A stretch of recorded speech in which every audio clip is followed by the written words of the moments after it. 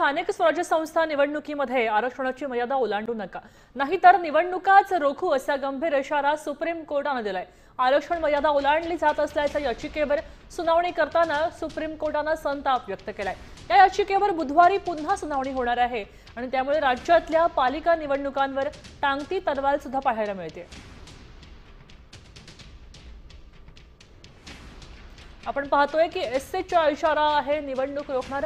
Supreme कोर्टाने याबाबत अगदी फटकारे मारलेले आहेत आणि निवडणूक आयोगाला टोचलंय की आरक्षणाची मर्यादा ओलांडू नका, ती ओलांडली तर पुन्हा निवडणुका रोखू अशा प्रकारचा आदेशच थोडक्यात कोर्टाने दिलेला आहे। मनपा निवडणुका रखडणार का हा प्रश्न पुन्हा एकदा उपस्थित होतोय, कारण गेली अनेक वर्ष 5 वर्ष निवडणुका झाल्याच नाही आहेत, तेव्हा पुन्हा निवडणुका रखडणं परवडणार आहे का?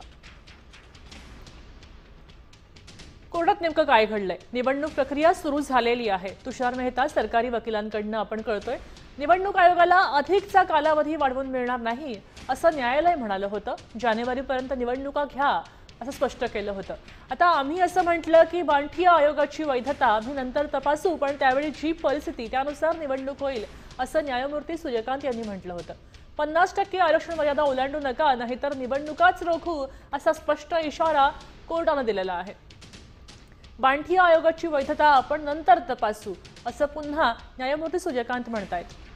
तर 50% आरक्षण मर्यादा ओलांडली जाणार नाही, हा घटनापीठाचा आदेश आहे असं बागची पीठानं म्हटलंय। तर आम्हाला अजून थोडासा वेळ मिळावा, तोपर्यंत आम्हाला माहिती घेऊ द्या असं पुन्हा तुषार मेहता म्हणतायत। आमचा आदेश खूप सरळ साधा होता, तुमच्या अधिकाऱ्यांनी गोंधळ केलेला आहे असं न्यायमूर्तींनी म्हटलंय।